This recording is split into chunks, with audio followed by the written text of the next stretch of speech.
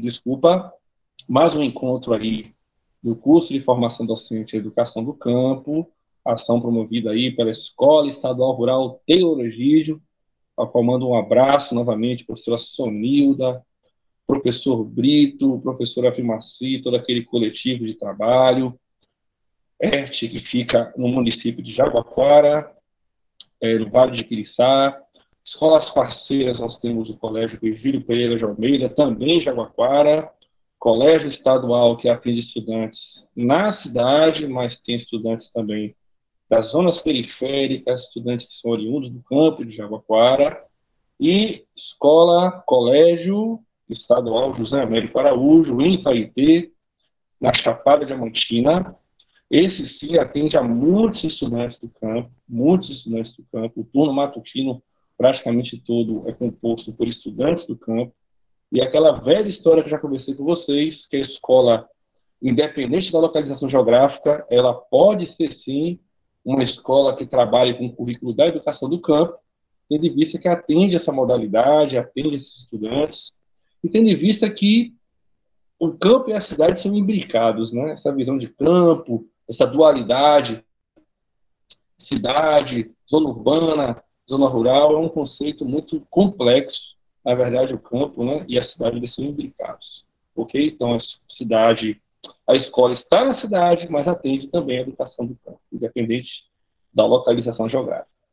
Amigos e amigas, o tema de hoje é organização pedagógica, né? Organização pedagógica da educação do campo, complementaria aí com a organização do trabalho pedagógico, que é um conceito aí, né? É uma categoria de análise da educação do campo. E em respeito aos colegas que não participaram no encontro anterior, estamos aí retomando essa formação, com muito prazer, com muita alegria. Para mim é uma honra estar podendo colaborar com vocês, tá bem? Vamos avançar na formação, tá, pessoal? Segurando a internet, o tempo está para chover, internet doméstica, o negócio aqui é tudo voluntário, com sérias restrições orçamentárias, vamos trabalhando. Por favor, Jaqueline está aí no monitoramento, na assessoria, Jaqueline Reis de Andrade, coordenadora pedagógica do ACM de Ceabra, está aí fazendo esse trabalho maravilhoso no ACM de Ceabra e colaborando aí intensamente com o curso de formação docente. Sem ela, esse curso não estaria acontecendo. Jaque, por favor, pode passar para o próximo slide. Nós temos aí, como já foi anunciado, aqui no meu não passou não, Jaque, passou agora, pronto. Como já foi anunciado, as escolas parceiras, tá aí o card com a data do último encontro, né? Hoje é 27, mas estamos retomando esse encontro. 3 escolas que são, assim, do meu profundo apreço, conheço de perto as 3 unidades escolares. Fico muito feliz em colaborar, tá certo, pessoal? Avançando, por favor, para o próximo slide. Aí nós temos, no próximo slide, na próxima lâmina é ótima, né? Lembro do tempo que eu botava as transparências na escola para poder dar aula. Eu não sou tão antigo assim, não, gente. A gente sempre começa retomando, né, uma revisão do tema anterior, para ficar situado. Tá? No tema anterior, que discutimos base legal da educação do campo, lembrando que esses slides vão ficar disponíveis aí nos grupos de WhatsApp, por aí vai. Nós dialogamos aí sobre a base legal da educação do campo na perspectiva do Estado, né? O Estado aí que tem uma cultura hegemônica, e essa cultura hegemônica aí privilegia nas leis o conceito de leis universais, onde todo cidadão é igual perante a lei, mas nós sabemos, evidentemente, que nem todos são iguais, né? Aqui no mundo real, no mundo das leis, as leis privilegiam a igualdade, mas no mundo real nem todos são iguais. Aí nós temos aí o contexto campo, contexto cidade, e a hegemonia do campo frente à cidade, né?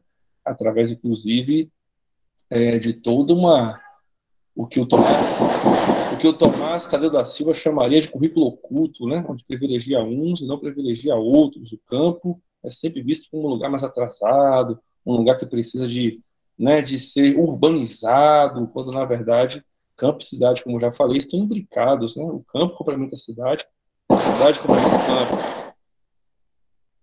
São fogos, e assim vai ser durante a formação toda, viu? Porque o contexto é esse, o contexto é político. Então vamos lá na revisão. O Estado brasileiro e as políticas de igualdade, né, como já falei, né? Essas igualdades são prezadas aí, são vistas no campo hegemônico. E qual igualdade é essa no campo hegemônico, né? A igualdade que todos são iguais, mas num contexto mais urbano, num contexto de uma hegemonia, usar um termo bem de esquerda, né? Capitalista. E aí nós temos que privilegiar também que as políticas precisam ser de equidade, não de igualdade, né? E aí nós temos a educação do campo, né? Como já falei, as políticas de equidade social, fruto de luta histórica dos movimentos sociais, sindicatos, professores, professoras, fizeram pressão junto ao Estado, para o Estado ceder espaço diante das leis, né?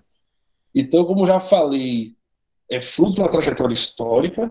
Nós temos aí o contexto início dos anos 2000, um contexto aí da criação da SECADI, que é a Secretaria, né, de Educação Continuada, Alfabetização, Diversidade e Inclusão.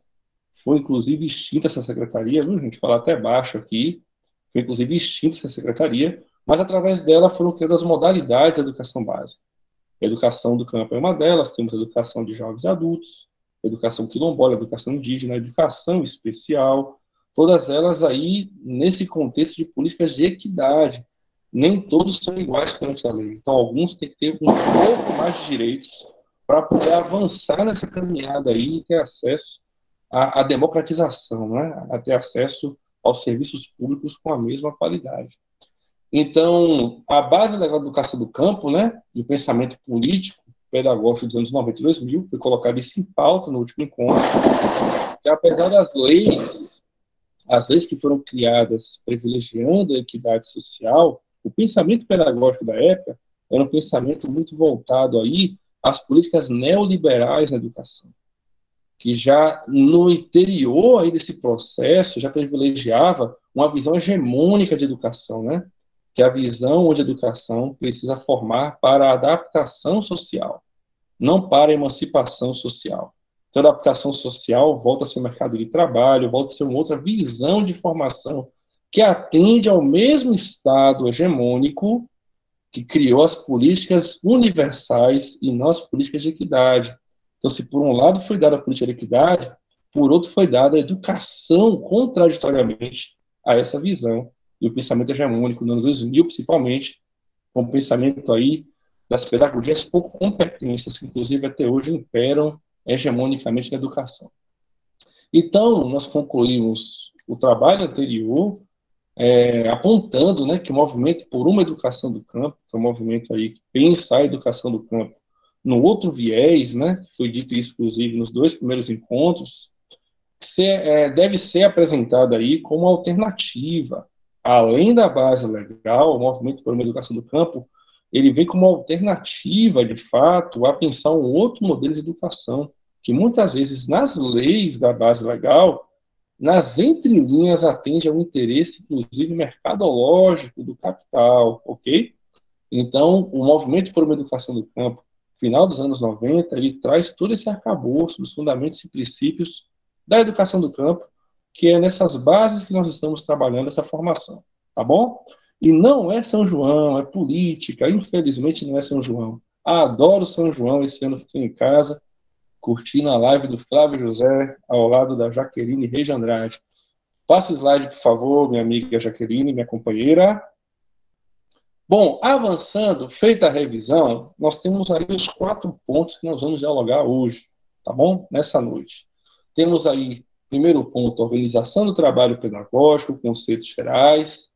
Temos aí um segundo ponto, a interdisciplinaridade, a formação unilateral, talvez seja um termo muito novo para alguns, mas formação unilateral é a mesma coisa de dizer formação integral, só que é num viés de emancipação, não no viés de integral, voltado aí, inclusive, a outros conceitos mercadológicos, né? A unilateral atende a uma expectativa de formação estética, de formação da arte, de formação humanística.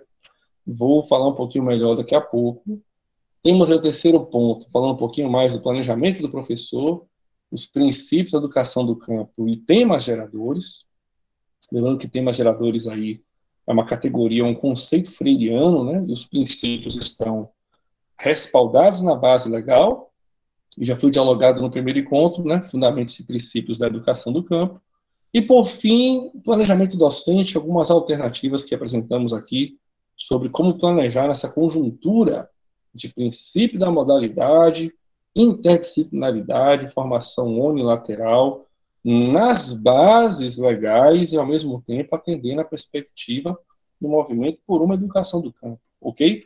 Quem quiser compreender mais sobre o movimento por uma educação do campo, é muito fácil encontrar na internet artigos.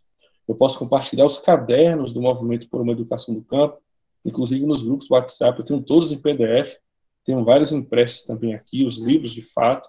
É muito bacana compreender, ainda que é uma literatura do início do ano 2000, né?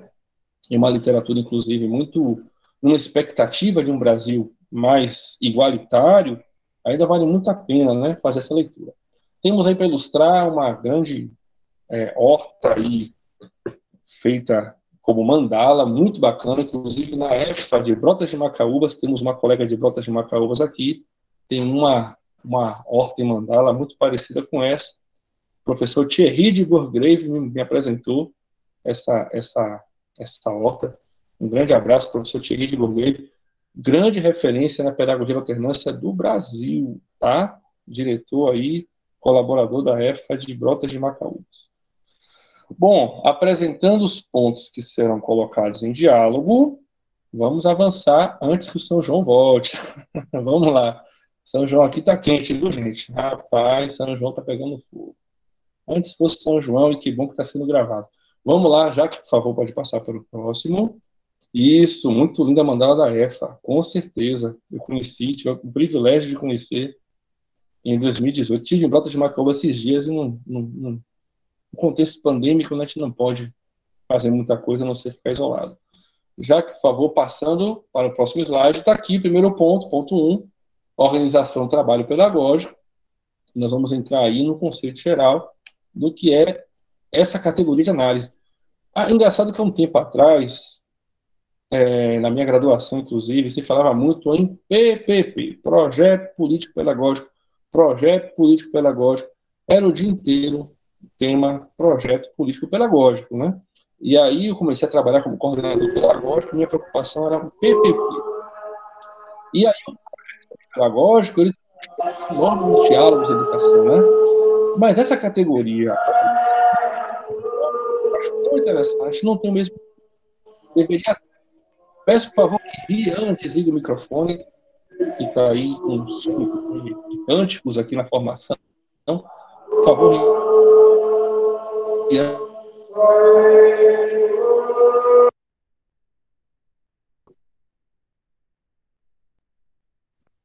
E avançando aqui para o próximo. Vamos lá, Rian, por favor, isso, Rian, agradeço, obrigado, viu? Aí uns cantos gregorianos, parece que está saindo do microfone de Rian. Vamos lá, brincadeira, viu, Rian? Brincadeiras à parte. Vamos avançando aqui, temos aí a organização, trabalho pedagógico, tá bom? Um abração à Barra da Estiva, viu, Adriana? Adoro sua cidade, um abraço aí a todos e todas. Temos aí um livro, inclusive, ilustrado aí na capa, né, que é o livro do professor Luiz Carlos de Freitas, né? O Freitas, ele tem um livro muito bacana, que é o Crítica da Organização do Trabalho Pedagógico e da Didática. Livro esse que, inclusive, recomendo que leiam. Não trabalho de editora nenhuma, viu, gente? Mas eu acho que eles têm que compartilhar aí experiências de leitura. Eu li muito esse livro na minha especialização e é um livro muito interessante que traz conceitos muito legais sobre organização do trabalho pedagógico. Eu respaldo, inclusive, esse slide através desses conceitos que são também encontrados no caderno didático da Educação do Campo, que fica compartilhado no grupo de WhatsApp, que é o caderno didático da UFBA. Tá certo?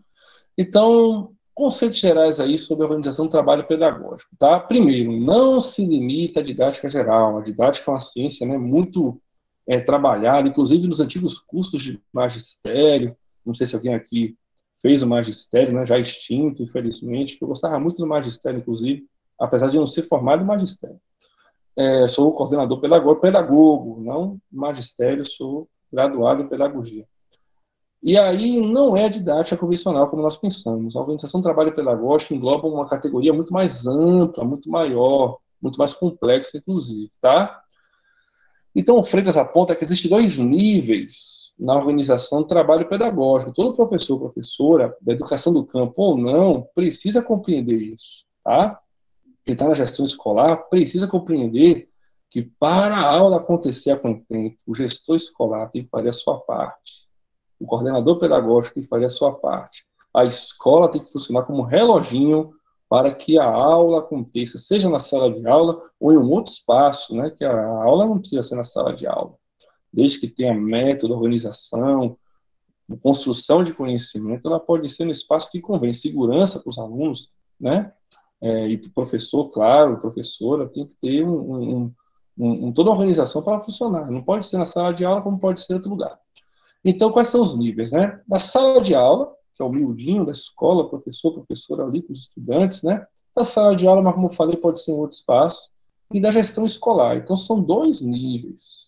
A gestão escolar faz a sua parte, organiza o trabalho pedagógico, compete à gestão escolar e ao corpo técnico pedagógico, ao coordenador pedagógico.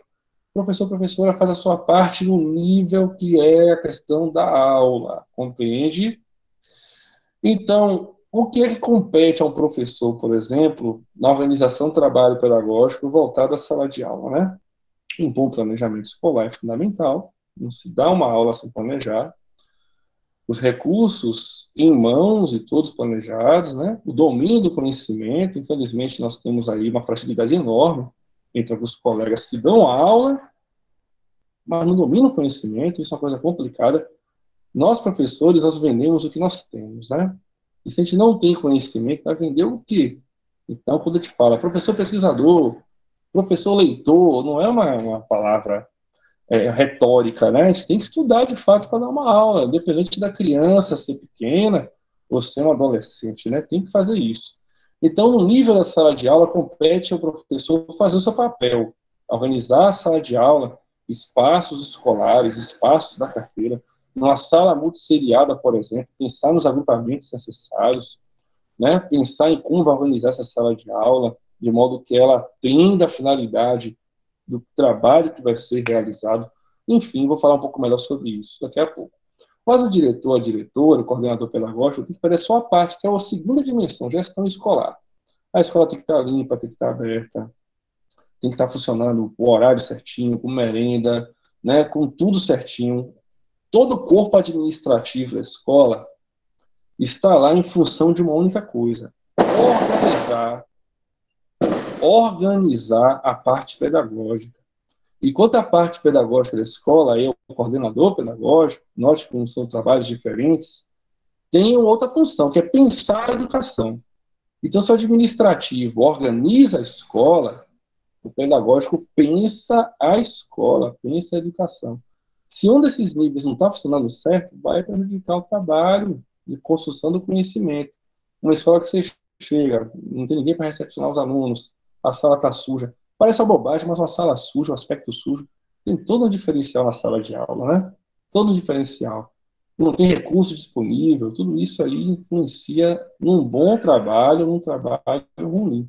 Não estou dizendo aqui que uma aula tem que ser um espaço limpo, no sentido de ser uma escola sensacional. Grandes atividades escolares podem acontecer nos espaços mais simples, mas a organização do trabalho pedagógico, o nível da gestão é fundamental para que a aula aconteça. Então, esses dois níveis atendem ao seguinte critério, né? a seguinte objetivo, digamos assim. Busca qualificar a prática pedagógica e a produção do conhecimento, qualificando a construção de uma praxis voltada à educação do campo, fazendo um recorte para a educação do campo. Só é possível trabalhar um currículo de educação do campo, seus fundamentos e princípios, se tiver uma organização do trabalho pedagógico clara para isso. Se não tiver, é mais difícil construir um projeto de educação do campo, porque a educação do campo não é espaço escolar, é currículo. Se a escola está na zona rural, no campo, mas trabalha com currículo urbano, não é educação do campo. Se a escola está na cidade, trabalha com currículo de educação do campo, é educação do campo. Isso perpassa pela organização do trabalho pedagógico, ok?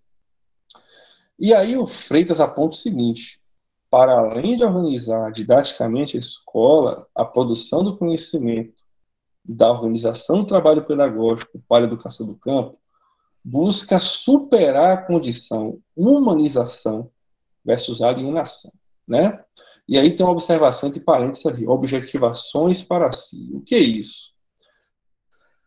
Nós somos compostos de conhecimento, tá? Desde criança até a fase adulta, nós objetivamos para nós aquilo que nós entendemos sobre a realidade.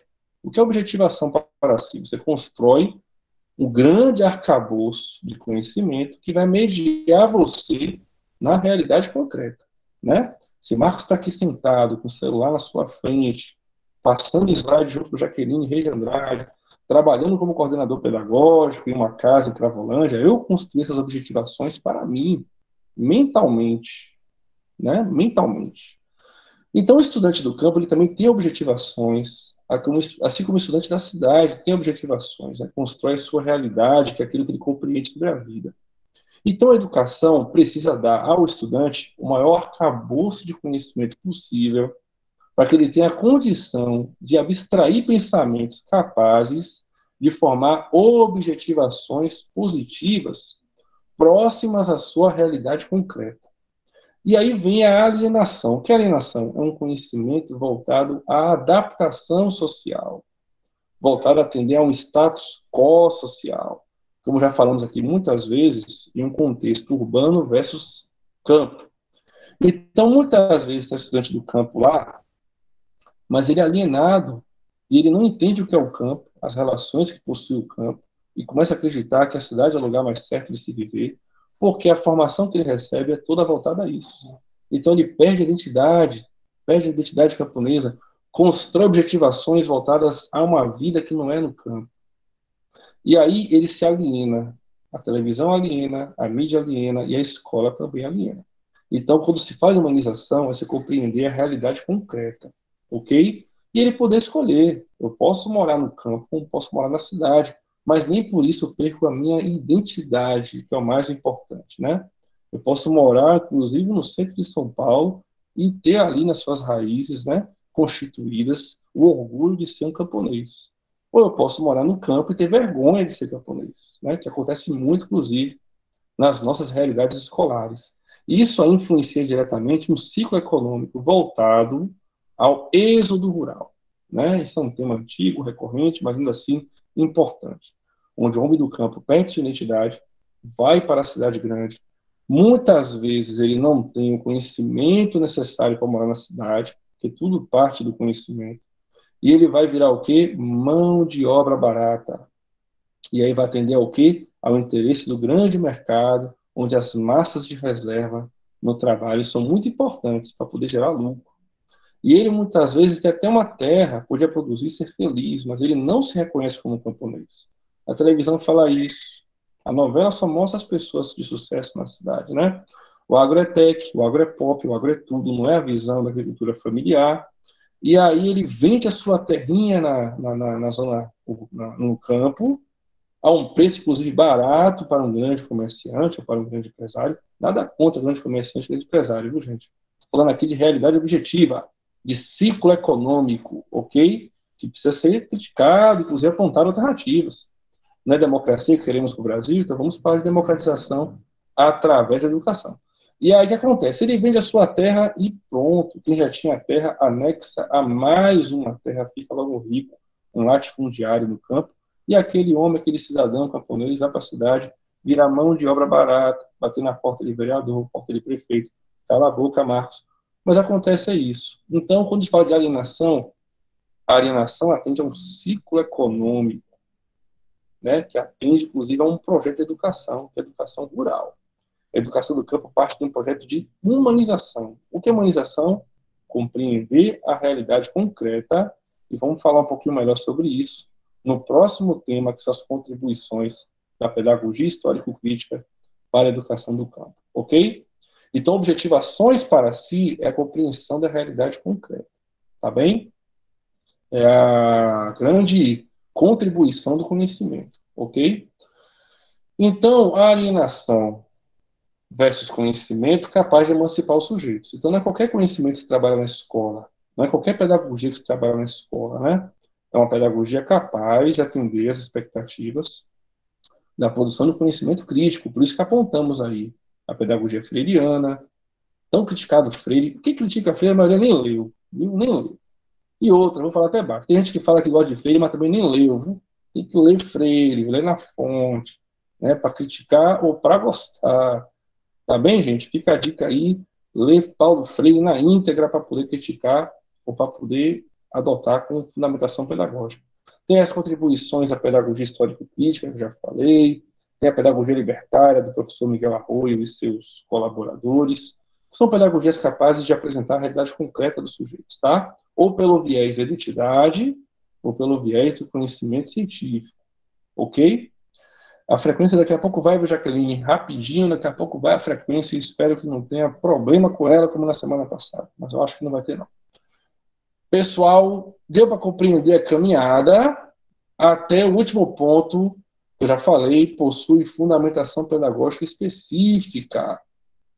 A organização do trabalho pedagógico tem dois níveis, o nível do planejamento escolar, do planejamento do professor ou professora, no seu contexto aula, tem o nível gestão escolar, que aí é o diretor, a diretora, que organiza a escola de modo que a administração e o financiamento atendam à expectativa da construção do conhecimento, ou seja, apoie a produção do conhecimento. E o coordenador pedagógico, lado a lado com os professores, fazendo a sua função.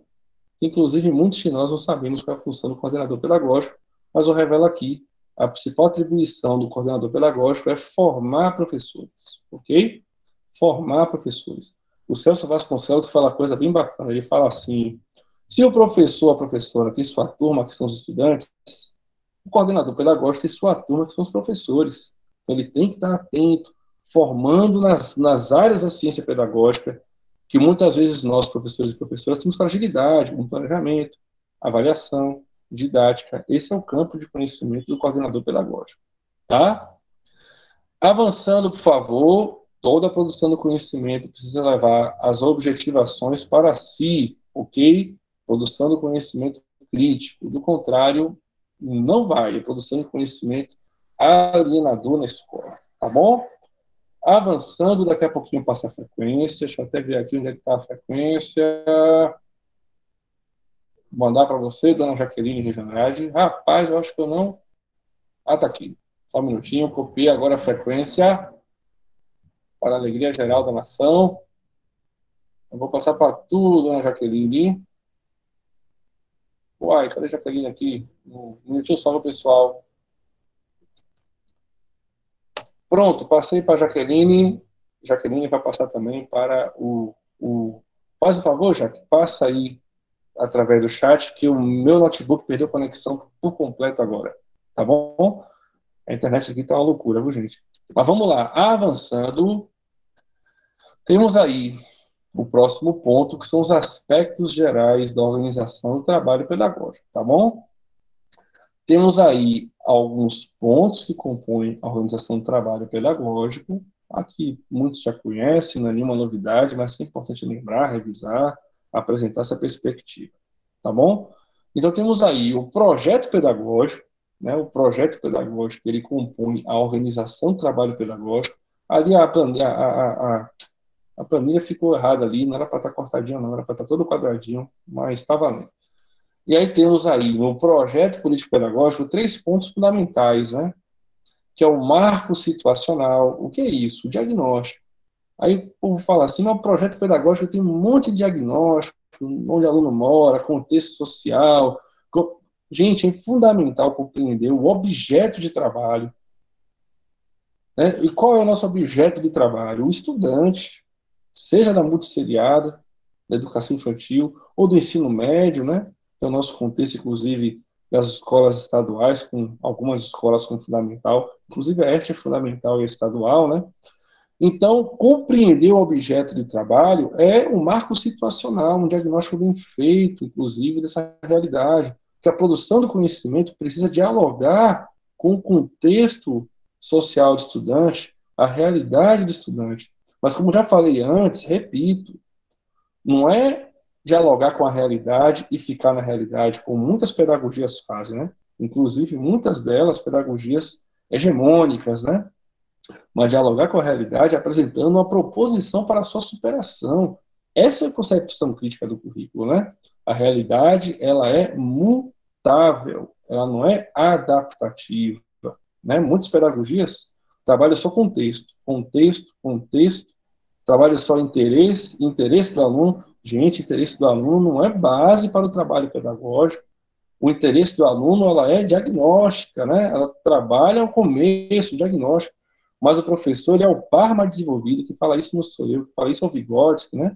Ele estudou, ele é o adulto, então ele conduz o processo de trabalho em diálogo com essa realidade do estudante. Do contrário, só vamos escutar funk na escola, por interesse do aluno, só vamos jogar videogame na escola, porque é interesse do aluno, não é assim que funciona, né? O trabalho tem que ser pedagógico e conduzir para a emancipação.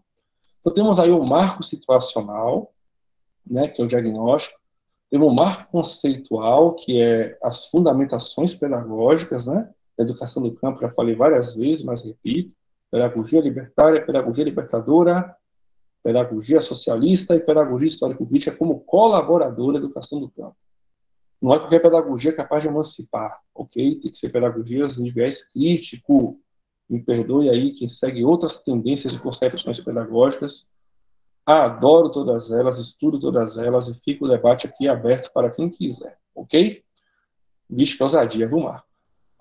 Marco operacional. O que é o marco operacional? Como vai fazer isso, né? O projeto pedagógico ele vai apontar, né, recursos, vai apontar organização de horário, essas questões operacionais da escola, para que a produção do conhecimento funcione, né?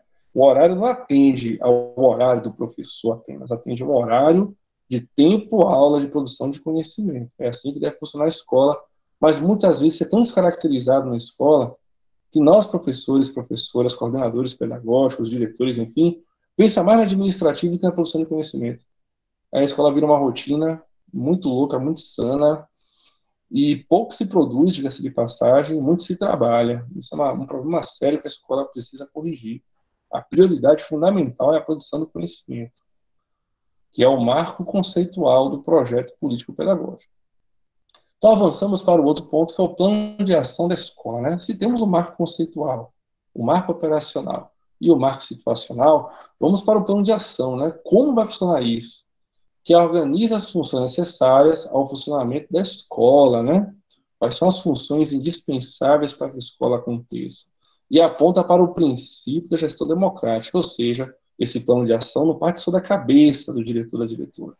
Ele parte de todo um processo de escuta, de diagnóstico e um processo de gestão democrática na escola. E na educação do campo, principalmente nas turmas multisseriadas, nas escolas isoladas que ficam no campo brasileiro, na Bahia, na Chapada, no Vale de Quiriçá, etc., a gestão democrática tem que ser uma prioridade. Escutar a comunidade, já que muitas vezes o diretor, a equipe gestora não está presente todo o tempo na escola, por conta, né, das distâncias geográficas. Então, a comunidade, seja ela uma fazenda, seja ela uma vila, seja ela um povoado, um distrito, precisa participar da vida escolar. Os pais responsáveis, as mães, são peças fundamentais para implementar a gestão democrática na escola, compreender o que é a escola, entrar na escola, participar, mas dentro daquilo que compete ao pai e à mãe e ao responsável, né? Não dá para ficar interferindo na aula do professor, por exemplo, se a aula está bem dada, né? Se a aula está sendo executada com primazia. Então temos aí o plano de ação da escola, que é como a escola funciona e aponta para o princípio da gestão democrática. Na educação do campo, a gestão democrática ela é algo fundamental, principalmente nas escolas isoladas, que tem por características classes multisseriadas. Lembrando, viu, isso foi comentado no encontro anterior, que as turmas multiclasse, que é educação infantil e fundamental na mesma sala, ela não é recomendada em hipótese alguma pela legislação, mesmo sabendo que muitos municípios mantêm essa estrutura, ou por falta de logística, ou por falta de qualquer outra coisa, mas é importante caminhar para o fim desse tipo de turma. Já coordenei turma multiclasse, e não é uma vida fácil para professores e professoras, de jeito nenhum. Aliás, eu tiro o chapéu, viu? O professor e a professora que está numa sala de aula e consegue dar aula do primeiro ano ao quinto, como conheço muitos que fazem isso, ainda assim consegue alfabetizar, consegue encaminhar, é um verdadeiro herói e precisa escrever sobre essas experiências. A gente vai, às vezes, no campo de artigos lá da CAPES, etc. Só tem denuncismo, denúncia. É importante denunciar precarização da escola? É. Mas é importante também colocar as experiências positivas, né? Que as classes multisseriadas têm. Conheço pessoas muito interessantes que trabalham na educação do campo em turmas multisseriadas e preciso escrever sobre isso, inclusive, para que a gente possa apresentar uma outra realidade, né? A classe multisseriada não é problema, ela é solução para muitos trabalhos. Inclusive na escola de ensino médio, né, que são turmas unidocentes, também tem classes multisseriadas por níveis de aprendizagem. Primeiro ano tem aluno que sabe, tem aluno que ainda está com déficit de aprendizagem. Terceiro ano tem estudante que normalmente sabe fazer um texto. Então, o déficit de aprendizagem e a repetência escolar criou uma turma também que tem muitas idades e muitas aprendizagens. Então, não é um fenômeno só da educação do campo, né? E sim, a classe multisseriada tem que ser vista como solução, não um problema, né? Vamos lá. Proposta curricular, que é a seleção do currículo, né? O que vamos trabalhar na escola. Inclusive, a reelaboração dos referenciais curriculares apresentou muito isso nos últimos meses, né? Um abraço ao amigo Renê Silva e aos colegas que compõem a Undime, o Formace e toda a equipe do programa de reelaboração dos referenciais curriculares. Então, qual conhecimento será produzido na escola? A seleção do currículo, né? Que é aquela seleção dos conhecimentos. É só o conteúdo frio? Não. Essa seleção dos conhecimentos tem que dialogar com a realidade, a prática social, o contexto da escola, ok? Como já falei, apresentando essa superação através do conhecimento crítico. Temos aí o núcleo do currículo, que é uma contribuição, inclusive, da pedagogia histórico-crítica. O Saviani aponta, né? Se tudo for currículo, o essencial se perde. Ele fala muito sobre isso no livro Pedagogia Histórico-Crítica, Primeiras Aproximações. Logo, temos que ter atenção ao que é o núcleo do currículo, aquele conhecimento que não pode ser deixado de trabalhar na sala de aula e não pode ser substituído por senso comum, tem que ser conhecimento científico, de fato, né? Então, o que é mais clássico, o que é mais núcleo do currículo da escola, como, por exemplo, alfabetizar, como, por exemplo, as 4 operações matemáticas, né? Isso tem que compor o núcleo do currículo. No caso do ensino médio, nos campos de conhecimento, nos componentes curriculares, existem conhecimentos indispensáveis para o estudante, inclusive compreender a educação do campo, a sua realidade. Como trabalhar ensino médio, por exemplo, em história, sem aprender, por exemplo, Segunda Guerra Mundial, Guerra Fria, que são contextos nucleares do currículo. Ou não aprender cartografia em geografia, né? Ou em matemática, as fórmulas que convém a desvendar a realidade. Então, o núcleo do currículo é assegurar que o conhecimento crítico vai estar na escola e não pode ser substituído por um currículo aberto, onde tudo é currículo. Se tudo for currículo, o essencial se perde. Esse é o conceito aí, a categoria de análise sobre o currículo que o Saviani defende e eu, inclusive, acho bastante interessante. Aí algumas perguntas como o que trabalhar, para que formar, precisam fazer parte desse processo, né?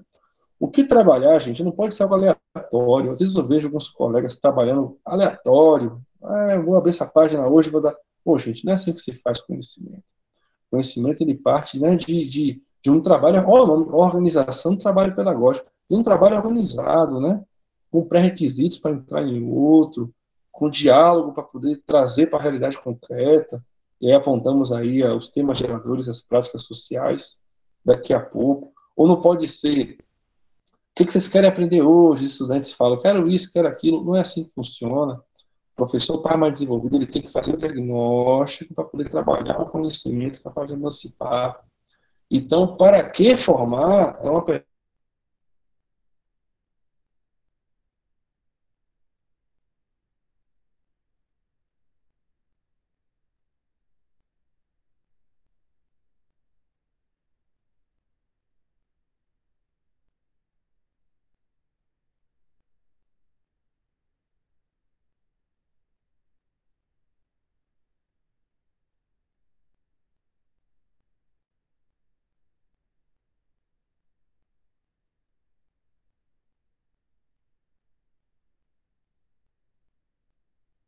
do conhecimento crítico, caminho inverso, né? O caminho inverso. Plano de trabalho docente, que é o aspecto mais a miúde, usando o termo da professora Terciana da UFRB, né? Do miudinho da sala de aula, que é a parte da proposta curricular, né? Ela é parte da proposta curricular, que organiza, né, o ensino-aprendizagem em sala de aula, na escola. É o planejamento do professor, né? O plano de trabalho docente. É a seleção dos objetos de conhecimento que ser trabalhados. Eu falei isso algumas vezes e repito. Já dei muita aula ruim na minha vida.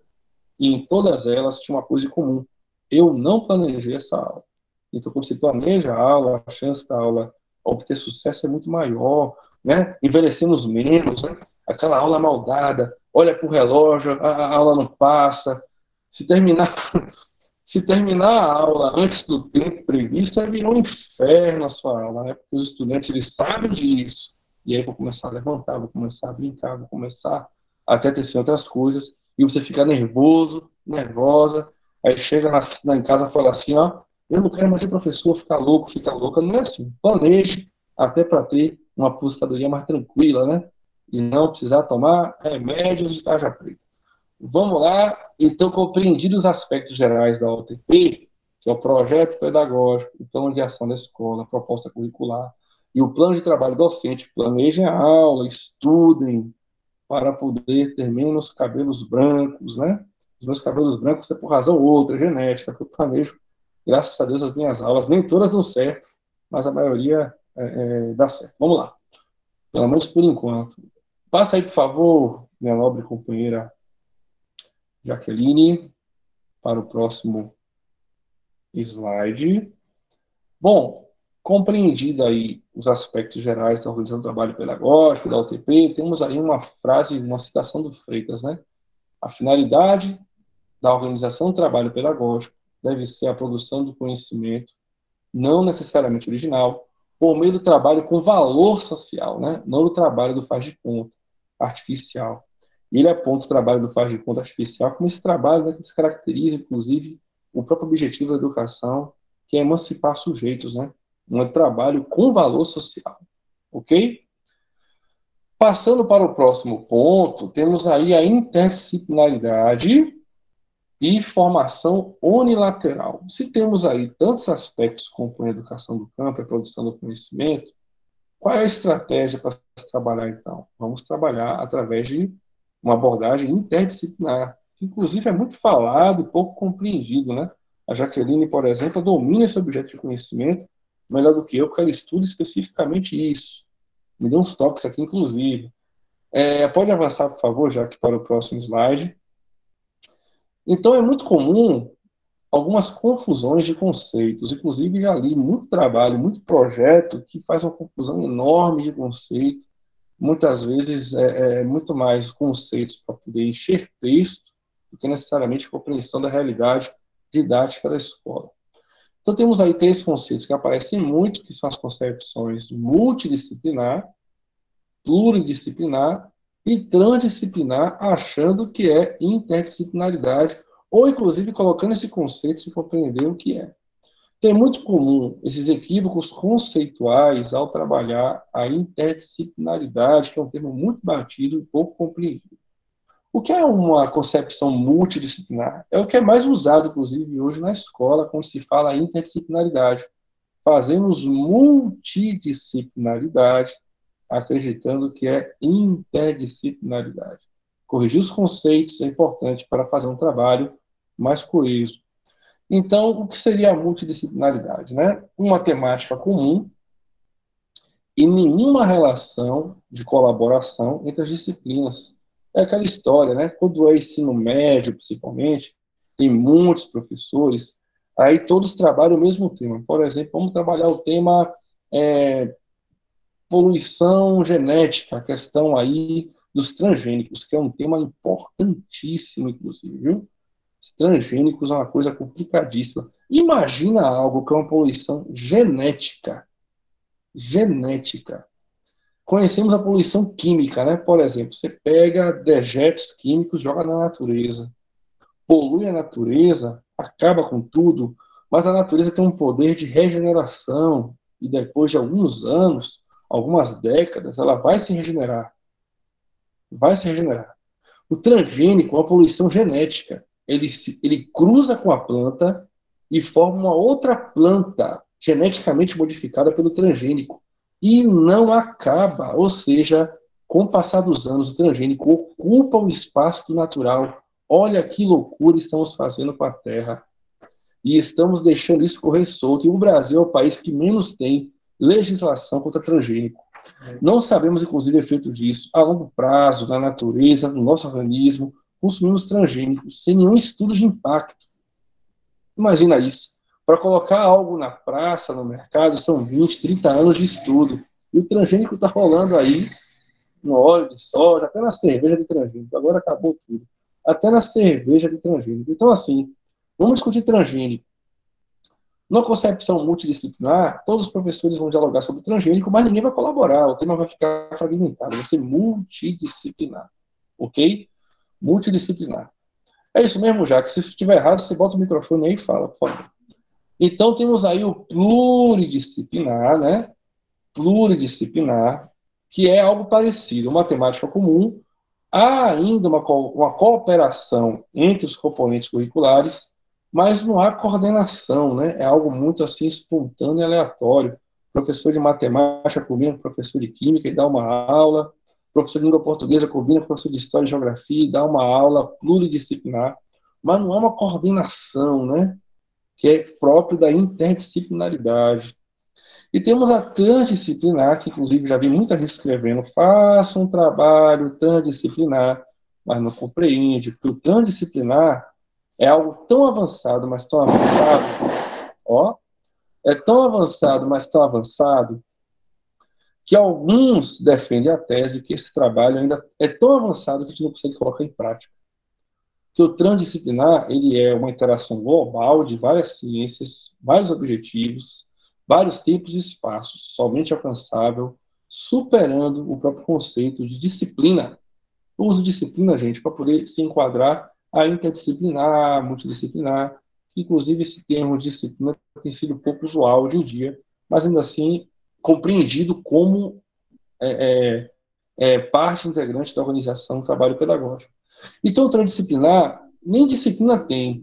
Note, não tem mais tempo nem espaço, o trabalho é único, transdisciplinar, supera todo tipo de compreensão do que é a escola hoje. Então, um termo ainda inalcançável para alguns teóricos, tá?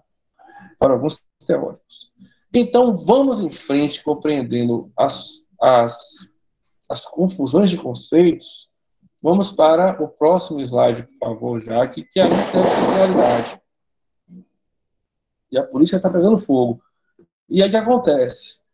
Para fazer um trabalho integral, um trabalho voltado à produção do conhecimento crítico na escola, né, com fundamentos, princípios pedagógicos, é importante um trabalho interdisciplinar, de modo que o professor compreenda as múltiplas facetas da produção do conhecimento.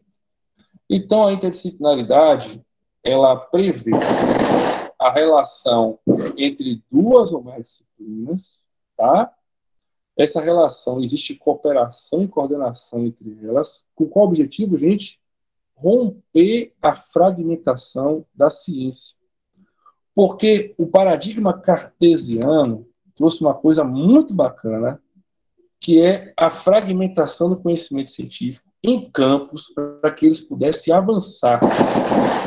Isso foi bom para a ciência e, ao mesmo tempo, foi a maldição para a ciência. O conhecimento hoje produzido é fragmentado, né? E na escola ele se torna muito fragmentado, né? Muito fragmentado. Então, a cooperação dos componentes curriculares é para não fragmentar esse conhecimento. É aquela história, no ensino médio, principalmente, no Fundamental 2, o estudante dá uma aula, recebe uma aula de matemática, uma aula de ciências, uma aula, ciências não, né? Uma aula de geografia, uma aula de física, e aí esses conhecimentos não se interagem, criando fragmentação. No Fundamental 1, isso é algo mais passível a correções, tendo em vista que uma professora é um professor só, e pode fazer isso, se tiver atenção à interdisciplinaridade, tá bom? E para que isso, professor Marcos? Interdisciplinaridade, não fragmentação do conhecimento. para ampliar, aproximar a compreensão do fenômeno estudado. Discutir, por exemplo, a questão referente à poluição genética dos transgênicos, muitas vezes só química não dá conta, né? Só história não dá conta, só geografia não dá conta, só língua portuguesa não dá conta. A completude desse conhecimento precisa partir de muitas ciências dialogando e coordenação. Compreende? Por isso que é importante a visão interdisciplinar da produção do conhecimento. Ok? Estudem mais sobre transgênico. Inclusive, eu coloquei em um outro encontro uma sugestão de documentário. O Veneno Está na Mesa, tem um volume 1, volume 2, fala um pouco sobre isso. É assombroso o transgênico e como as pessoas, por não compreender a realidade objetiva, fazem uso, consomem e até apoiam, né? Através de alienação. O que é alienação?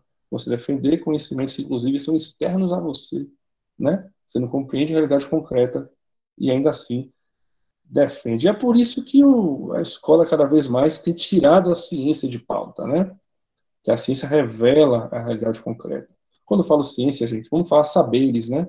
Que é a ciência dialogando com o conhecimento popular, não é isso? Por que é importante tirar os saberes da escola? Porque quanto mais sabido o povo é, mais ele reivindica. Vamos substituir saberes pelo quê? Metodologia. O importante é metodologia, ensino híbrido, metodologia ativa. Vamos brincar, pular, cantar. Essa que é a aula boa. E o conhecimento vai ficando para trás em nome de aulas lúdicas, que não é importante, quer dizer, que é importante a aula lúdica, desde que seja caminho para a produção de conhecimento, né? Ok? Avança, por favor, por aulas cientificamente compreendidas, lúdicas, inclusive, mas com produção de conhecimento, viu, gente? Vamos lá, já que para o próximo slide, por favor. Já que aí joga duro, viu, gente? Já que joga duro. E aí temos aí, antes de entrar na questão da formação unilateral, uma charge bem legal, né? Tá lá o estudante, coitado. Conheço um monte que tá assim, inclusive. E está lá o ensino médio, né? Aí está lá ele, gente, vamos tentar fazer algo juntos. E está cada professor cobrando o seu conteúdo, cobrando o seu conhecimento, cobrando a sua aula, a sua atividade. E às vezes não se relacionam, né? Não se relacionam. E depois o estudante fica aí nesse aperto de mente que está na chave. Então, gente, o que é a formação unilateral? A partir, né, da formação voltada a conhecimentos científicos, dialogando com a realidade, voltada à interdisciplinaridade, que é a compreensão do conhecimento não fragmentado, mas um conhecimento capaz de complementar o todo para compreender a realidade concreta, somos aí capazes de fazer uma formação integral, né? Unilateralidade, inclusive tem um Frigoto fala sobre isso, né? Que é um autor muito bacana e estuda mais sobre o Frigoto, que ele fala um pouco sobre formação unilateral, inclusive no Dicionário de Educação do Campo, eu coloquei em PDF no grupo do WhatsApp, fala sobre isso também. E toma de fogos, vamos lá. Formação integral dos sujeitos nos aspectos científicos, tecnológicos, humanísticos, políticos, estéticos. Não é só a formação para o IDEB, não é só a formação para o Enem, não é só a formação para passar de ano. Está estudando para quê, menino? Para passar de ano. Ô, gente, pelo amor de Deus. Para nota. É para nota, professor. Olha como descaracteriza, né, o trabalho científico da escola, né? É mais importante a nota do que o conhecimento. E nós somos tão condicionados a isso que a gente trabalha dessa forma, o estudante aceita dessa forma e o pai cobra dessa forma. Tirou quanto? Ao invés de falar, aprendeu o que na escola? Então, assim, é diferente, né? O trabalho tem que ser diferente. E os fogos não são para mim, infelizmente. É para a política. Vamos lá. Processo educativo supera a formação unilateral, emancipando o sujeito. Só que coisa interessante. O que é a formação unilateral? É uma formação só para o mercado de trabalho. Ou só para o conceito vago, viu? A cidadania. O que a escola faz? Forma para a cidadania. Ô, gente, isso é coisa do Mobral, anos 70, ditadura militar. Educação hoje é outra coisa, tá bom? Então, a formação unilateral tem que ser substituída para a formação unilateral, tá? Unilateral. É um conceito diferente. Tá bem? E a formação unilateral depende da formação integral, preocupado com a produção do conhecimento, mas esses aspectos não só científicos, que ciência é signo, né? Vou falar um pouco melhor sobre isso no próximo encontro, sobre a organização queimar, sobre pedagogia histórico-crítica e as contribuições para a educação do campo, já que passou de novo aí a frequência urgente. Ciência é signo, vou falar sobre isso mais tarde, em outro encontro, e é capaz de formar, inclusive, os conhecimentos técnicos, humanísticos, políticos, estéticos, dialogando com a realidade dos sujeitos, tá? Avançando, por favor, para o próximo slide. É isso aí, gente. Princípios da educação do campo e temas geradores, tá? Terceiro ponto dessa noite, né? Noite de terça-feira, direto de Cravolândia, Bahia. Avança, por favor, para o próximo slide. E aí foi muito dialogado, inclusive na TV Undime, lá na conversa sobre a elaboração do referencial curricular, né? Os princípios da educação do campo, fundamentos e princípios, fundamentos e princípios. Não pode perder de vista isso, que são aí alicerces fundamentais para o currículo da educação do campo. Então temos os princípios que está na legislação e temos os princípios que eu trago aqui, que são princípios conceituais, tá bom?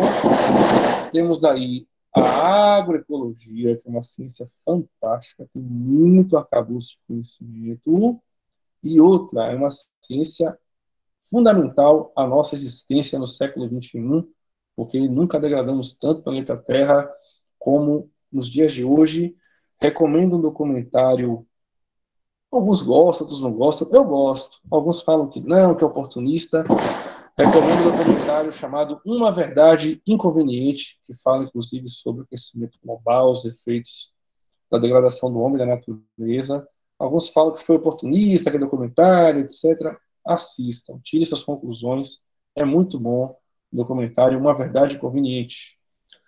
Então, temos a agroecologia, temos a identidade camponesa, que foi muito dialogada por nós, sobre a questão dos sujeitos do campo. Temos a questão agrária no Brasil, que envolve compreender a realidade do campo brasileiro, nos seus aspectos econômicos, de distribuição de terra, seus aspectos de produção global, de produção de comida, mão de obra ocupada, enfim, é discutir a realidade do campo brasileiro para um projeto voltado não só ao latifúndio ou agronegócio, mas voltado à agricultura camponesa familiar, que inclusive é onde mais ocupa a mão de obra, é onde mais produz alimento no Brasil, tá bom? E temos aí o trabalho com o princípio educativo, que é esse trabalho para além da alienação. É um trabalho voltado para a compreensão da realidade, é um trabalho voltado, inclusive, para a compreensão de outros modos de trabalho. E aí nós temos os quatro princípios da educação do campo, e temos ali o que compõe a organização do trabalho pedagógico da escola, né? As áreas do conhecimento precisam planejar e dialogar junto aí aos princípios da educação do campo. Os componentes curriculares que já têm ali selecionados, digamos assim, a ciência que será aplicada precisa, né?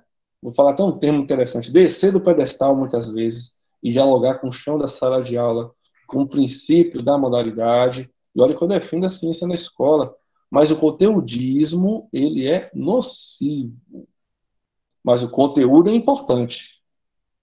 Tem gente que fala assim, conteúdo é coisa tradicional. Não é, conteúdo é escola. Escola sem conteúdo é senso comum. E senso comum em qualquer lugar é. Inclusive o celular, que o aluno tem mais vontade de ficar do que a nossa aula. Porque a nossa aula não é interessante. Ele não traz nada de novo, não traz ciência. Né? Fala muitas vezes sobre aquilo que ele já sabe. Então temos que tomar cuidado. Dizer que conteúdo não presta é dizer que nossa profissão não presta. Que nós, professores e professoras, temos que dominar a ciência. Do contrário, estamos perdidos. Perdemos espaço até para o celular. Ou como eu falei no outro encontro, até para o caminhão que passa na porta da escola muito seriado. Aí a molecada sai correndo na porta para ver o caminhão. O caminhão lá vem, que é mais interessante do que a aula do professor e da professora, né? Se for o caminhão do Ortobon, olha que eu não tenho propaganda nenhuma desse colchão. Aí que o cara corre atrás mesmo, porque ele é grande, é bonito, enfim. Então, tem que tomar cuidado, porque a sua aula tem que ser interessante. E o interessante é trabalhar a ciência como algo interessante, lúdico, a compreensão da realidade. Então, temos aí os objetos de conhecimento, que é a ciência aplicada à escola. Temos a produção de conhecimento articulado aos princípios da educação do campo. No planejamento, você vai dialogar com a ciência que compõe os princípios, né? Como trabalhar matemática e agroecologia, ou matemática e trabalho com o princípio educativo. Como trabalhar história e identidade camponesa. Como trabalhar linguagens e todos os princípios possíveis. Esse é o diálogo para segurar o currículo da educação do campo, ok? Quem trabalha em educação de jovens e adultos já tem uma prática mais aprofundada sobre temas geradores. É muito importante compreender o que é um tema gerador em Paulo Freire. Inclusive, pedagogia do oprimido, pedagogia da autonomia, ele traz, inclusive, esses conceitos. Avança, por favor, para o próximo slide, já aqui, por favor. Então, temos aí temas geradores, né? Que vem aí da pedagogia libertadora, do Paulo Freire, né? Do Paulo Freire, né? Ela possibilita a interdisciplinaridade, integrando disciplinas a um tema comum. Estou usando disciplina aí, gente, para poder dialogar com interdisciplinaridade, tá bom? Então, o tema gerador, ela parte da realidade do sujeito, coloca em pauta um tema comum ao professor e ao sujeito, e depois disso trabalha a ciência para buscar a superação do senso comum para um trabalho cientificamente elaborado. Então, senso comum todo mundo tem, sobretudo, seja a criança ou seja o adulto, né? Cabe ao professor fazer esse diálogo do senso comum, a produção do conhecimento cientificamente elaborado, através do tema gerador, tá bem? Os temas precisam ter articulação aos princípios da educação do campo, como articular um tema gerador, inclusive, voltado à agroecologia, para eu trabalhar, por exemplo, o conhecimento na área de geografia, que é ciência, né? Ou conhecimento na área de química, que é ciência. Então, esse diálogo é importante para compreender a realidade concreta e não cair no erro que o Paulo Freire aponta, que através do conteudismo, o professor dá respostas a perguntas que não foram feitas, o aluno não tem interesse na aula, ele não abstrai esse conhecimento. Ele precisa de um tema gerador para abstrair o conhecimento e ter acesso ao conhecimento científico, para emancipar esse conhecimento em algo transformado, né? Esse é o caminho do tema gerador. Aproxima os estudantes da realidade concreta, como eu falei, né? Contexto a ser compreendido e transformado. O tema gerador traz um tema comum que o estudante compreende, o professor compreende. Todo mundo compreende alguma coisa sobre água, por exemplo. E água está dentro aí da agroecologia, por exemplo, né? Ou compreende alguma coisa sobre cultura popular, né? Que está dentro da identidade camponesa. E aí vamos produzindo conhecimento. O tema, ao ser problematizado pelo conhecimento científico, possibilita a sua compreensão e emancipação, né? Eu tinha vergonha de morar no campo, porque eu não compreendia a identidade camponesa, né? Toda a cultura, toda a compreensão de mundo que há por trás. Então, se eu cheguei na escola com vergonha de ser um camponês, tenho que sair da escola orgulhoso de ser um camponês, né? Que compreendo o meu chão, a minha realidade. E a produção do conhecimento precisa possibilitar isso. E não reproduzir o que o currículo convencional quer. Menino, não puxa cobra para os pés com a enxada como seu pai, ou pior, né? Menino, estude para ser alguém e sair dessa roça. Já ouvi colegas falar isso, né? Violência simbólica na educação do campo. Vamos nós, avança por favor para o próximo slide.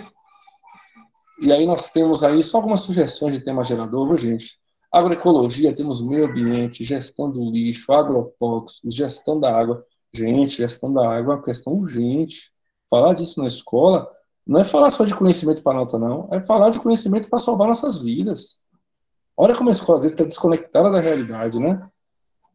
Gestão do lixo, gente. Às vezes tem escola que não faz nem só gestão do lixo, né? Então, não é só para a escola, é para a vida. Tem muita coisa bacana para trabalhar através de agroecologia. Identidade camponesa, temos aí exemplo, cultura popular, violência simbólica, cultura hegemônica, né? Por que a cidade é o espaço hegemônico, né? E aí nós temos que tomar cuidado de não cair no currículo urbanocêntrico, que é o currículo pensado da cidade para o campo, mas também tomar cuidado de não falar do currículo campocêntrico. Só o campo presta. Não. Ambos são complementares, né? Se falar só o campo presta, estamos agindo de maneira inversa e igualmente equivocados. Ok? Ah, professor Marco, mas a ciência ela é capitalista, se caracteriza a cultura popular. Outra falácia, não é assim que funciona. Ciência é produção humana, ponto final, e serve tanto ao campo como à cidade. Aí eu vejo colegas, inclusive, que falam que não trabalha a ciência na escola, porque a ciência é capitalista, porque a ciência descaracteriza a cultura popular. A ciência é grande colaboradora, pode ser a cultura popular, se for bem trabalhada pelo professor ou professora, né? Não existe ciência camponesa ou ciência urbana. A ciência é cultura universal, produção humana. O problema é quando só uma classe se apropria da ciência e faz uso dela para esmagar as outras classes. Aí que está o problema. Então, como diria o Saviani, os dominados têm que dominar aquilo que os dominantes dominam, compartilha o conhecimento científico para que todos tenham igualdade de direitos. Esse é o caminho que a escola tem que fazer, né? Não o caminho de negligenciar o conhecimento científico em nome da defesa da cultura popular. Uma falácia, uma coisa não impede a outra, ok? Temos aí questão agrária, agricultura familiar, economia no campo, produção de alimentos, conceito de urbano e rural, tem muita coisa bacana a ser trabalhada, né? Trabalho com o princípio educativo, temos aí a questão do associativismo, né? Cooperativismo, organizando o trabalho no campo. Por que só o trabalho assalariado? O que é o boia fria? Né? O que é o trabalho do diarista? O que é mais-valia? São conceitos que as pessoas não gostam muito que eu te fale, não, mas tem que falar, né? Tem que falar, porque senão a gente não compreende a realidade concreta, tá bom? Então, são algumas sugestões de temas geradores que podem ser trabalhados aí na agroecologia, questão agrária, identidade camponesa, trabalho com o princípio educativo. Recomendo a leitura do Pstrack, o livro Escola Comuna, o livro Fundamentos da Escola do Trabalho, traz muitas questões interessantes da pedagogia por complexos temáticos. Né? O Pstrack pensou essa metodologia de trabalhar conteúdos escolares, conhecimentos escolares, através de complexos temáticos que dialogassem com a realidade. O Freire bebe dessa fonte, o Saviani bebe dessa fonte, inclusive. Avançando para outro ponto, correndo aqui, porque já está ficando tarde, temos aí um esquemazinho, que são os princípios da educação do campo, da educação do campo, Marco, está errado ali. Temas geradores e produção do conhecimento crítico. Temos aí uma planilha, né, com um tema gerador, objeto de conhecimento, produção do conhecimento científico, ok? Para esquematizar como pode ser pensada a organização do trabalho pedagógico na escola, aquela organização da sua aula. Entre o tema gerador e a linha de baixo, passa ali a interdisciplinaridade e a formação unilateral. O que é isso? O trabalho só pode ter um valor social real se ele for um trabalho que agregue conhecimento, isso é interdisciplinaridade, e que faça a formação integral, isso é unilateralidade, né? Então, o tema gerador, perpassada pela interdisciplinaridade, a formação unilateral, precisa articular os princípios da educação do campo. O tema gerador pensa princípios da educação do campo. O objeto de conhecimento em diálogo com as áreas de conhecimento, que produz os signos do conhecimento científico, né? Vou falar sobre isso no próximo encontro, que são os saberes necessários à emancipação dos sujeitos. E tem a produção do conhecimento crítico, né? Que é o tema gerador, mais conhecimento científico, é igual a conhecimento crítico. Tema gerador, senso comum, dialogado com o princípio da educação do campo. Conhecimento científico, conhecimento sistematizado, capaz de revelar a realidade. Conhecimento crítico, conhecimento capaz de revelar a realidade. Né? Isso é conhecimento crítico. Muitas pessoas operam, inclusive, num senso comum a vida inteira e não compreendem as muitas relações que há na realidade, tanto no campo como na cidade. Ok? Inclusive, em épocas como essa, campanha política, isso fica claro, né? Muito claro. Mas vamos lá. Vamos. Cala a boca, viu, Marco? Vamos para o próximo ponto, que é planejamento docente, tá bom? O último ponto dessa noite, avançando aí para a nossa conclusão do trabalho. Tá bem? Avança, por favor, professora Jaqueline, para o próximo slide. Então, o planejamento docente requer Eu não quero aqui ensinar missa ao vigário, viu, gente? Eu sei que todo mundo sabe planejar, todo mundo aí tem um trabalho, né, uma construção, mas é nunca demais a gente estar aí relembrando alguns pontos importantes, né? Requer fundamentação pedagógica, professor ou professora tem que ter uma fundamentação pedagógica. O problema é que no Brasil nós estamos aí num contexto onde é uma miscelânea de concepções pedagógicas operando na escola. Professor tradicional, ao mesmo tempo é construtivista, ao mesmo tempo é das competências, ao mesmo tempo é do salve-se que puder. A teoria que me salvar aqui eu estou pegando. Não é assim que funciona. Então, a fundamentação pedagógica é importante para construir esse conhecimento, né? Eu, por exemplo, me respaldo muito na pedagogia histórico-crítica. Não sou dono da razão, mas ela alicerça muito o meu trabalho e me deu muitas contribuições dessa forma. Então, é importante ter uma fundamentação teórica para trabalhar a aula, o planejamento docente, né? Um método, né? Requer método. Planejar é um trabalho científico. Requer você colocar no papel, pensar nos pontos metodologicamente.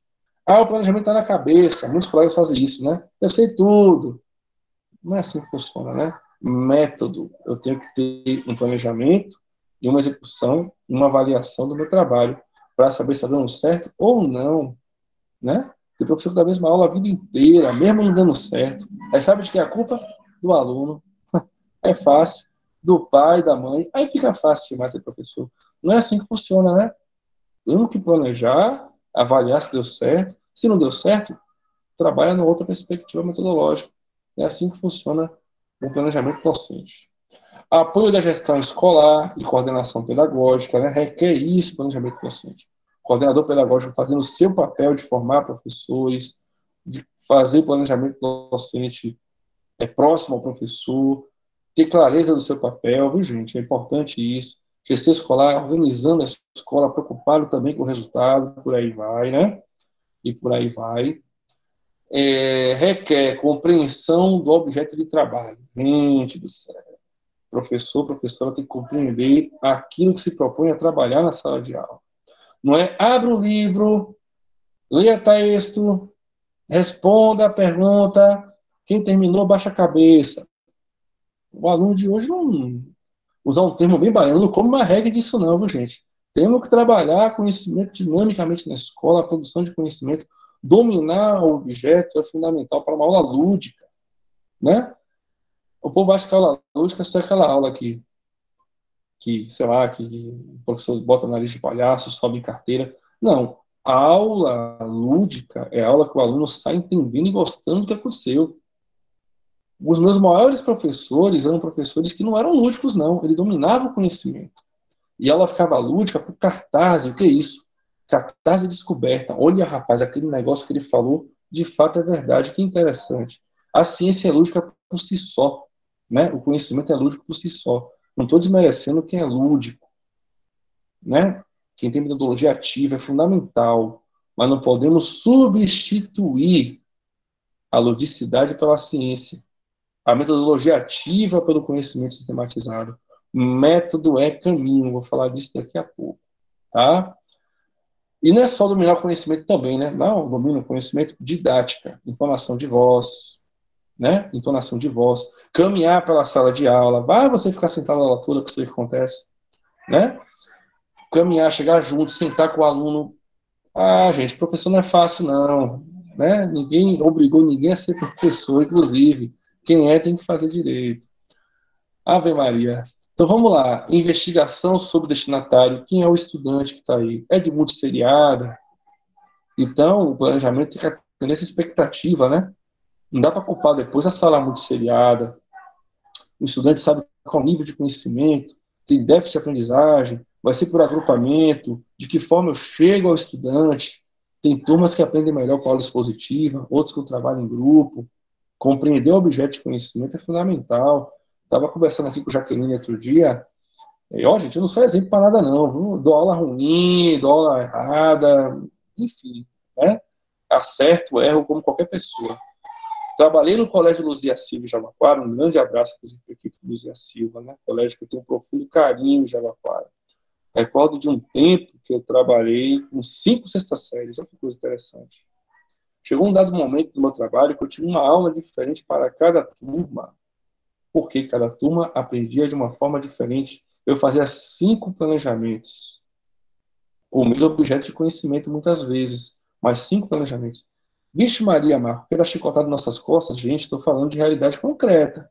A gente pode, inclusive, falar, não, uma aula só serve, mas atende a expectativa, emancipa. E outra, invista 10, 15 minutos a mais no seu planejamento e poupe, né?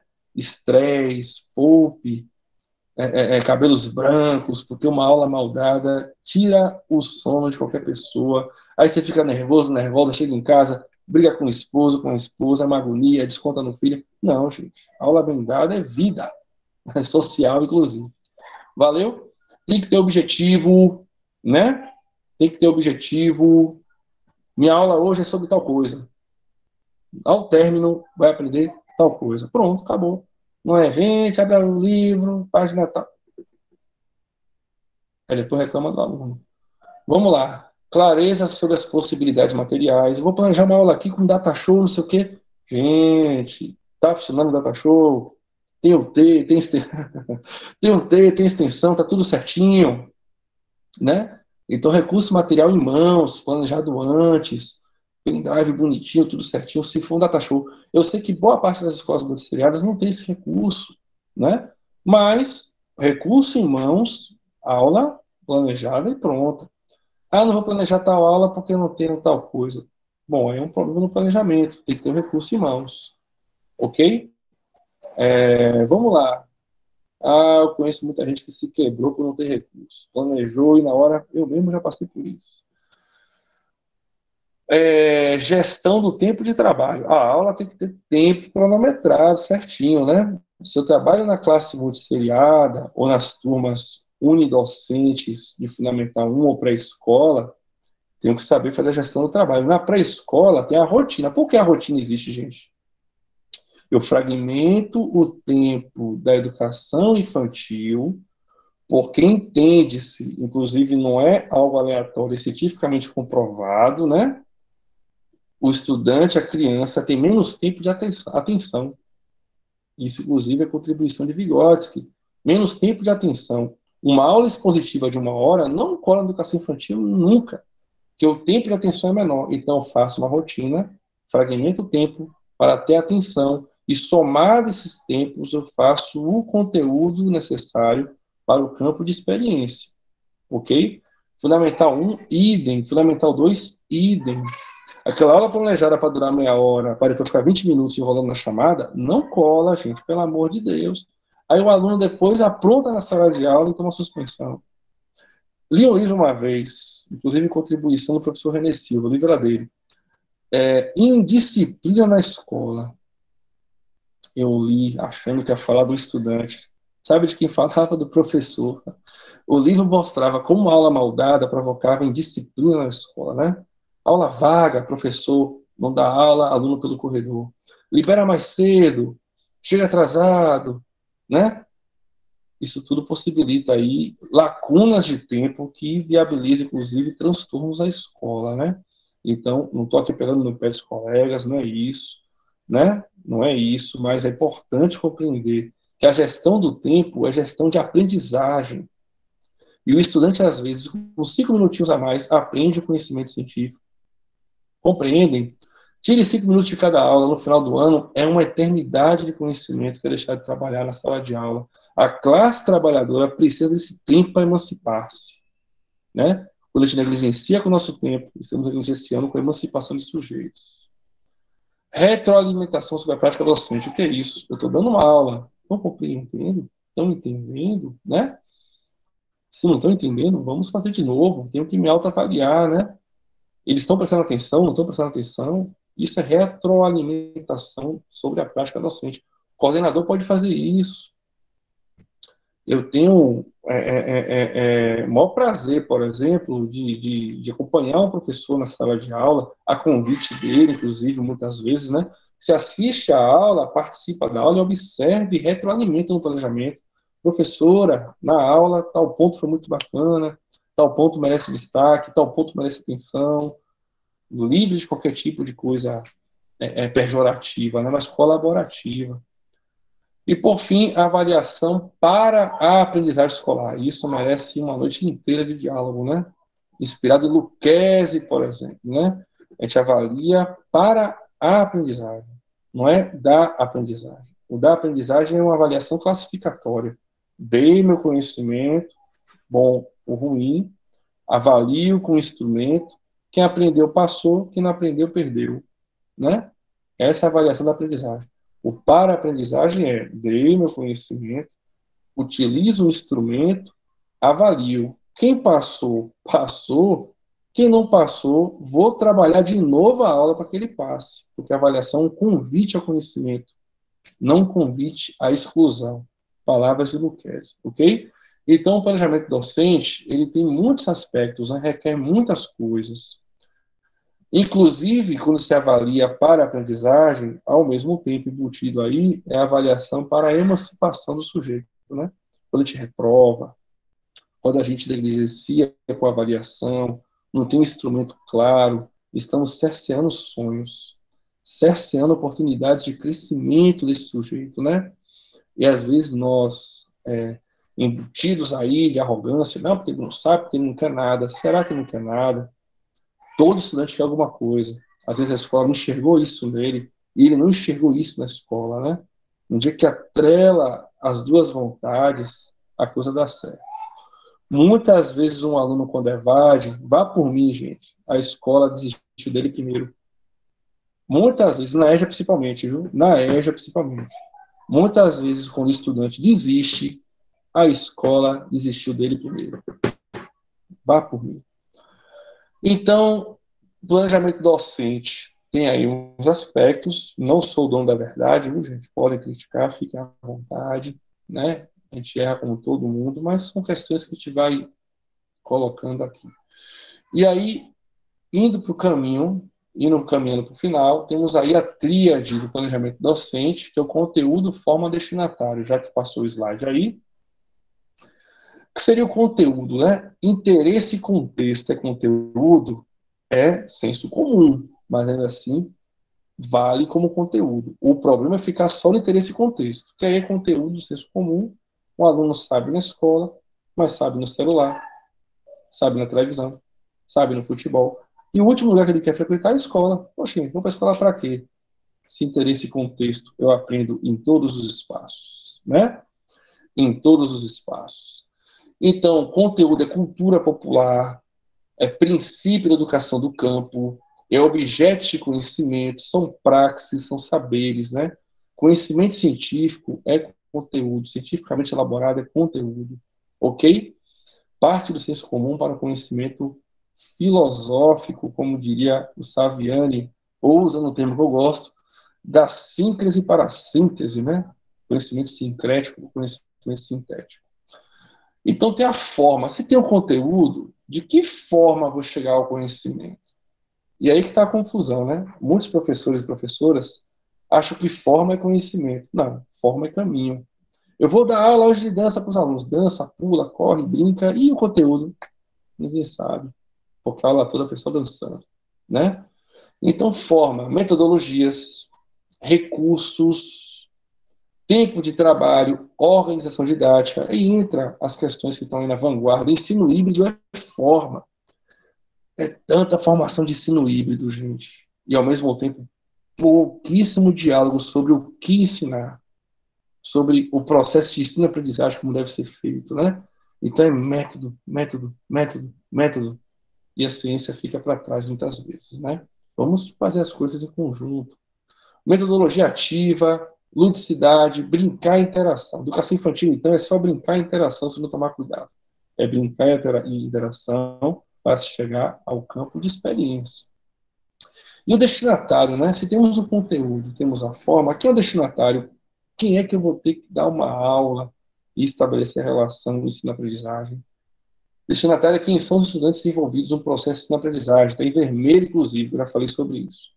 Se o professor ou a professora não compreende que é o aluno, o conhecimento é muito difícil chegar com o objetivo que ele merece ser desenvolvido. Se a escola não conhece que é o estudante, dificilmente ele vai ser emancipado. É difícil. mas ainda assim é um caminho. Então, a tríade conteúdo, forma, destinatário compõe o planejamento docente e compõe a organização do trabalho pedagógico. Conheço escolas que fazem projetos brilhantes, mas ocupam uma semana, 2 semanas só com ensaio.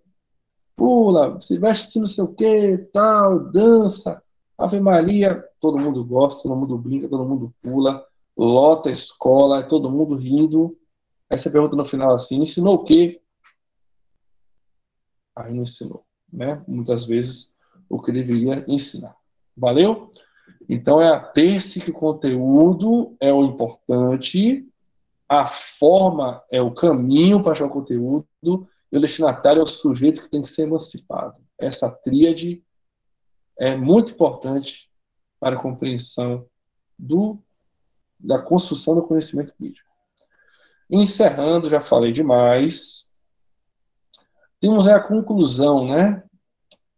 A partir de uma ação pedagógica verdadeiramente comprometida com a educação do campo, através da sua fundamentação pedagógica, seus princípios e a produção do conhecimento capaz de revelar a realidade concreta, torna-se possível a construção de um projeto societário mais justo para os estudantes das escolas públicas do campo e da cidade. Ok? Por que eu falo verdadeiramente comprometida? Porque tem muita coisa aí dizendo que é educação do campo, mas não trabalha o currículo da educação do campo. Programas, inclusive, com o nome Educação do Campo, né? Mas não trabalha o currículo da educação do campo. É educação do campo, mas trabalha no viés da adaptação social, né? Que não tem comprometimento a priori com a emancipação social. Ok?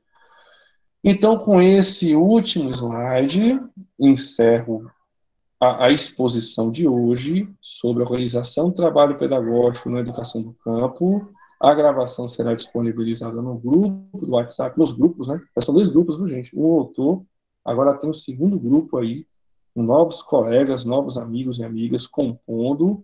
O slide também vou colocar novamente, né? Porque teve gente que entrou no decorrer da semana nos grupos de WhatsApp. E vamos às perguntas. Eu preciso que. Ô, Jaque, me ajuda aí, Jaque, por favor. Você pode ler as perguntas para mim? Amor, foi ótimo, né? Lê aí para mim, por favor, que na verdade estou aqui, gente, mas o meu celular.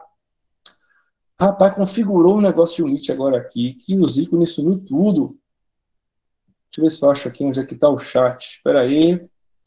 Vamos lá, eu não acho mais o chat, não acho mais nada. Tem alguma pergunta aí? Tem sim, Marcos.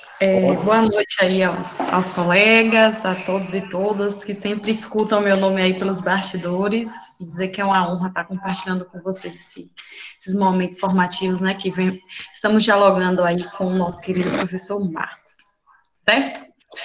Ô Marcos, pelo que eu venho observando aqui no chat, aí se mais alguém ponderou alguma pergunta, pode, por favor, copiar novamente no chat, mas eu observei apenas uma pergunta da colega Lilian Daniela, que ela coloca assim, né?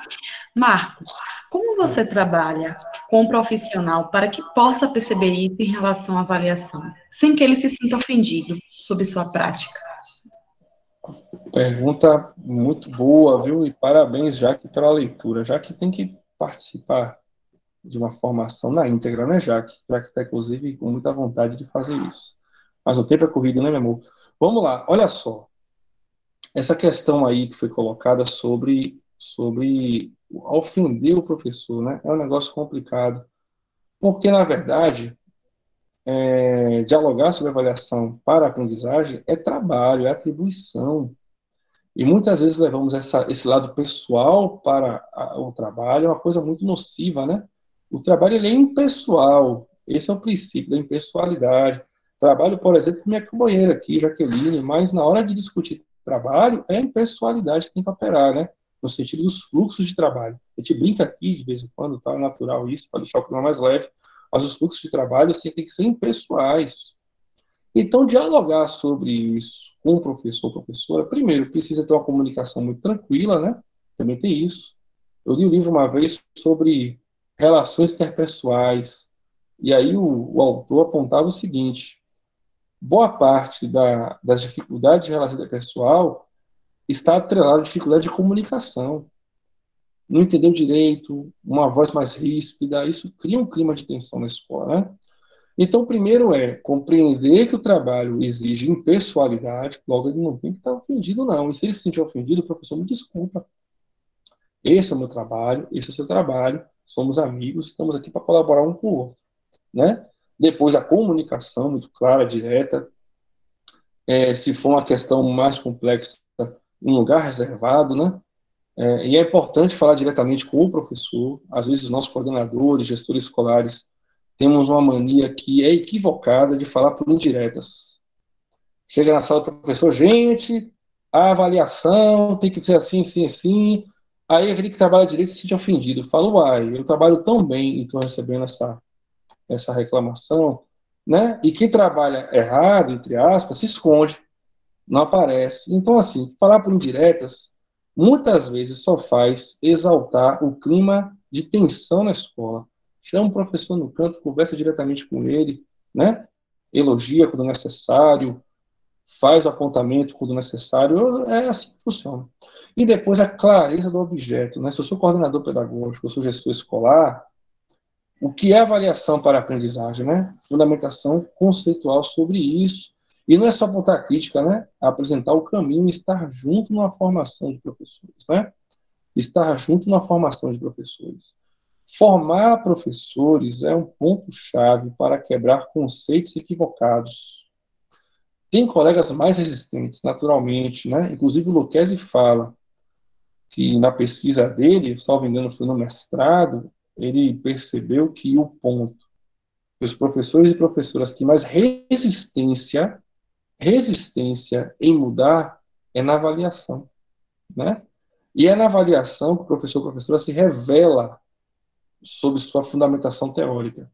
Tive uma professora que falava muito de avaliação para a aprendizagem, avaliação formativa, mas na prática a avaliação dela era em fila, sabe? Bem tradicional, era 5,9, 4,9, por um décimo não passou.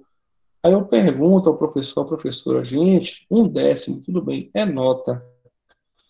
O estudante não alcançou um décimo para passar. Agora nós, como professores e professoras, no ato de avaliar, conseguimos perceber nesse um décimo qual foi a aprendizagem que ele não teve? Foi o quê? Uma vírgula fora do lugar? Um pingo no i que não aconteceu? Então a gente tem que entender que a avaliação também é a ferição da aprendizagem, né? 4,9 não dá um décimo. Ótimo. Você não dá um décimo, você é retado. Me apresente aí onde estava esse um décimo. Ele não aprendeu o quê? Se tu me apresentar, eu concordo contigo.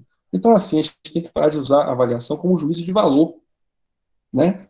Aí o estudante que é ruim, entre aspas, não ganha um décimo. O que é bonzinho, ganha um décimo. Para com isso, gente. Isso é coisa da pedagogia tradicional, juízo de valor, professor autoritário, né? Recomendo as leituras do Lucchesi, né, o grande clássico A Avaliação da Aprendizagem Escolar, um livro que é muito bacana, né? É importante demais. Aí, respondendo a pergunta, que foi muito, abstraí muito, inclusive, ser direto na comunicação, mostrar colaboração, formar todos, independente de ser um professor que dá trabalho ou não, ou professora, né? Dá trabalho, viu, gente? É a maneira de falar, viu? Tem mais fragilidades no processo de trabalho. Esse é o caminho, né? E ter paciência, que a formação, às vezes, é uma coisa que demora, não é a curto prazo que as coisas mudam, né? Educação é algo que acontece a longo prazo. Ok? Espero ter atendido aí a contento a resposta. Jaqueline Reis de Andrade, coordenadora pedagógica do ACM de Ceabra. Diz mais alguma questão aí, Jaque, por favor? Um comentário, algo com esse destaque? Até o momento, não. Eu dei uma revisada aqui no chat e só mesmo a nossa querida Lília Daniela que fez o questionamento. No mais, parabenizações, né? O pessoal é sempre muito solícito, muito simpático, muito envolvido com o processo, né? E são agradecimentos que têm aparecido aqui no chat, né? São mensagens muito positivas e a Lília já colocou aqui, a Lília Daniela, atendida aí, Marcos, ela se sentiu contemplada aí, Marcos, com a explanação que você fez a respeito da dúvida dela. No mais, não apareceu aqui nenhum tipo de questionamento no chat, não. Pronto, pessoal. Qualquer coisa, qualquer pergunta, inclusive, gente, a gente deixa o grupo do WhatsApp aberto aí. Podem fazer perguntas pelo grupo do WhatsApp também, pelo menos até o ponto que a gente fecha também, porque senão fica muita pergunta, o celular enche. Então pode colocar também algumas dúvidas, né? Vi que Ramona fez o comentário, muito obrigado, viu, Ramona? Ramona que trabalha no município de Milagres. No mais, pessoal, é parabenizar vocês pela paciência, tá? Pela paciência, parabenizar aí pela atenção. Agradeço muito aí, em nome da Escola Rural Taylor Vigílio, do Colégio Vigílio Pereira de Almeida, do José Américo Araújo, Colégio Estadual de Itaitê, Chapada Diamantina. Visitem a Chapada Diamantina. Itaitê é uma cidade maravilhosa. E agradecer demais a oportunidade. Eu tenho o maior prazer em participar. Lembrar, viu, gente, que eu não sou dono da razão, não. Viu? A gente fala essas coisas, mas também a gente erra. A gente cresce no dia a dia. A gente aprende. Tem muito que aprender. Pode discordar à vontade. Fiquem à vontade de discordar também. Porque quando eu falo de um lugar, é uma concepção pedagógica que, com certeza, como toda ciência, é passível a diálogos, discussões, é passível a críticas também. Tá bom? Marcos, apareceu uma pergunta aqui no chat da Núbia Santana de Jesus, e ela questiona o seguinte: Grande Núbia. Marcos, quando você vai estar com a agenda disponível para os municípios? Agenda disponível? Como assim, Núbia? Agenda disponível? Se for via Meet, via internet, a hora que quiser está à disposição, tá bom? Se for presencialmente, vamos esperar, né? Essa conjuntura passar, essa pandemia passar, porque a coisa não tá brincadeira. Inclusive, pela falta da compreensão da realidade concreta, né? A falta da compreensão da realidade concreta, vejo pessoas se comportando nos dias de hoje como se nada mais estivesse acontecendo, né? Sem máscara, na rua, aglomerações, não pode, a coisa não acabou, né? A curva aí de casos positivos de Covid tem aumentado no interior por pura falta da compreensão da realidade concreta, né? Então, quando a gente fala de componente curricular, quando a gente fala de conhecimento científico, a gente fala de uma leitura não só para a escola, mas uma leitura para mediar o sujeito à vida, né? À vida. E esse é o papel da escola, inclusive, e vai ser ponto de discussão, de diálogo, para o próximo encontro, que é o encontro aí sobre pedagogia histórico-crítica e suas contribuições na educação do campo, tá bom? Pessoal, agradeço demais, viu, Núbia? Vamos conversar, manda mensagem aí, Núbia, grande companheira do município de Laje, do movimento, inclusive, do Fórum de Educação do Campo do território do Vale de Quiriçá. Então, gente, chegou às 9 horas da noite, a formação hoje rendeu. Viu? Mandar um abraço para todos e a todas, encerrando aí a nossa gravação. Minha filha Eva tem 13 anos de idade, né? E ela é muito ligada a esses movimentos de YouTube. E aí ela fala assim, pai, os vídeos têm que ser mais curtos, porque senão ninguém assiste no YouTube, né? Tem que ser de 10 minutos. Vídeo de 2 horas, quando eu olho, eu nem assisto. E aí a gente fica achando graça. Mas aí, pessoal, curtam lá o perfil no YouTube, compartilhem, divulguem, se inscrevam, porque é gratuito, gente. É um movimento contra-hegemônico. Quanto mais a gente curte lá, né? Vocês sabem disso melhor do que eu. A gente tem aí uma evidência maior no YouTube e nas pesquisas o curso aparece. Eu acho que é muito válido, né? A gente dar esse espaço aí para a educação do campo, tá bom? Eu não tenho pretensão de ser youtuber, não, nem levo jeito para isso. YouTube é outra coisa. Tá bem, pessoal? Muito obrigado. Se inscrevam lá no canal, sob a orientação da minha filha Eva, que deixa aqui um grande beijo. Tá bom? Boa noite, pessoal. Vou encerrar a gravação de hoje. Eu não sei nem como é que encerra a gravação, porque o meu notebook saiu aqui. Eu vou sair do ar para ver o que acontece. Aliás, não, vou fazer o seguinte: eu vou entrar por aqui, ó. Assinar a frequência, pessoal. Assinar a frequência. Então, encerrando aqui o momento de hoje com um grande boa noite a todos e a todas. Desculpe pelos fogos. É o contexto, pessoal. É o contexto, tá? É o contexto.